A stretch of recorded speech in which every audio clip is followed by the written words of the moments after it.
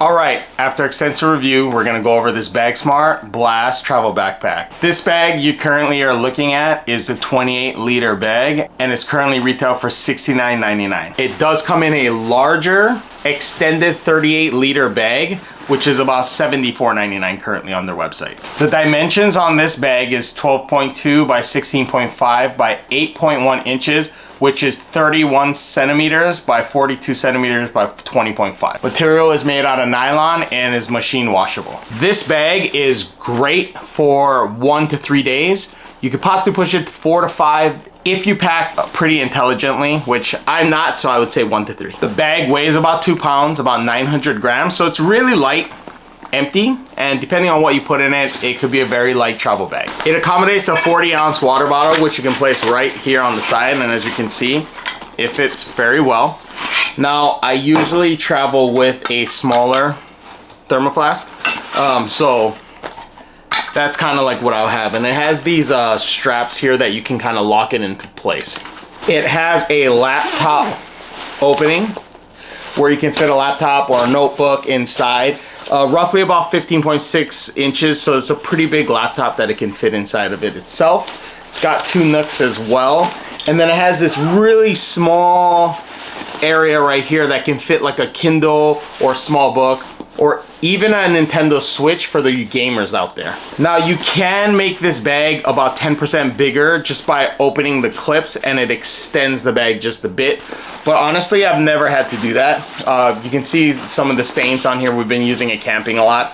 And the one great thing about it is it has this air vents on the bottom right here. And then the area that you can put your shoes in is massive. These are kind of big shoes. My favorite brand, Kizik's, just because you can slip them on and off with your hands full. And my daughter uses them well. These are game changer for kids just because of the fact that you're in and out of the house and not having to worry about tying shoes. So the thing is, I was worried for a long time that I should never learn how to tie her shoes. But the thing is, if you do use these, and these shoes are about a size 11, just for comparison. If you do use them, they do fit, no problem. But you're gonna be using most of the area, so there's not a lot of room to put clothing in. So I usually don't put my shoes in there, but if you had to, you can. I think you've noticed something common with the color scheme going on, that green is a color I really like. And so, yeah.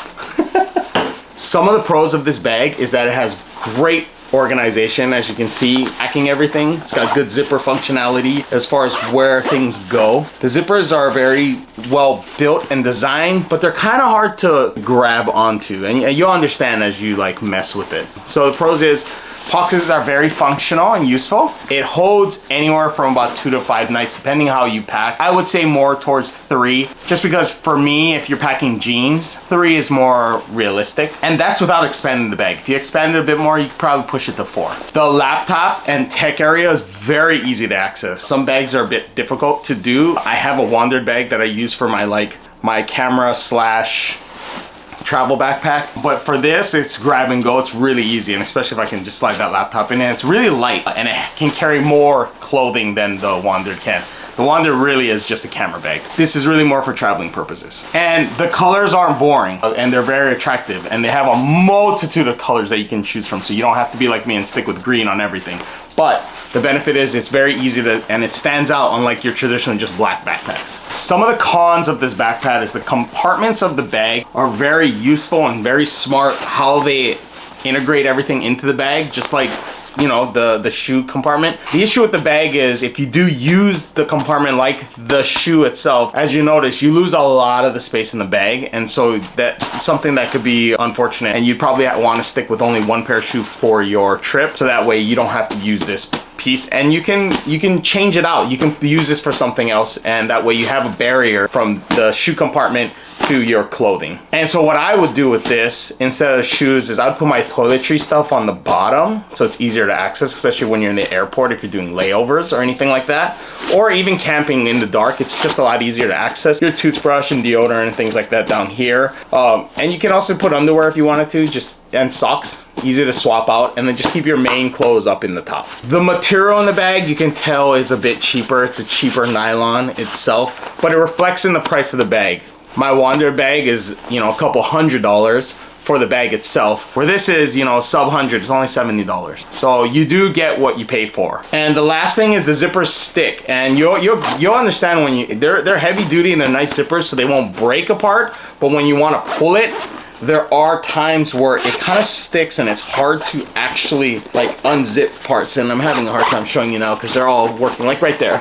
They kind of stick at times, not all of them, but some do stick depending on the angle you're going through that you don't notice with like the other bags. Now, is the bag for you? For the price, it's a great price. I don't think there's any bags around $70 that can compete with something like the Bagsmart bags itself. So it is a great bag for the pricing. This is something I don't know that will last long term. That's something that we would have to test and keep using to see if it rips or things break.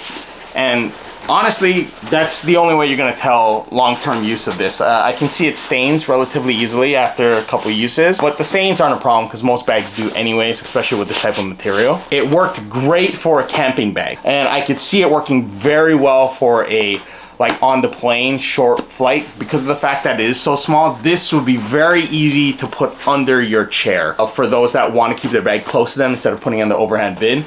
This is, you know, smaller than some people's purses, so I could see it really going in there. Like my wander bag always has to go on the top of the overhead bin just because it does not fit underneath, and it does get in the way because it's a bit longer. This is something that we'll probably bring on our trip to Japan when we do go out to Japan, just because it's easy, or you know, my short flights that I fly around the US. This is definitely a great weekend short trip bag. I would not personally recommend this for something longer term. It's just not big enough. I like my Patagonia duffel bags that I usually use for that, but for anything from like 1 to let's say 4 days max, I'm gonna still try to stick with the 3 days. I would really stick with that itself. Yeah, so let me know what you think in the comments if you have the bag or if you tried it or something that you're interested in. If you found anything useful with this video, I'd really appreciate if you like our video, comment on it. I love to hear your guys' feedback. Subscribe if you guys haven't subscribed, and until then, catch you on the next one. It accommodates a 40-ounce water bottle, which you can place. They do fit, no problem.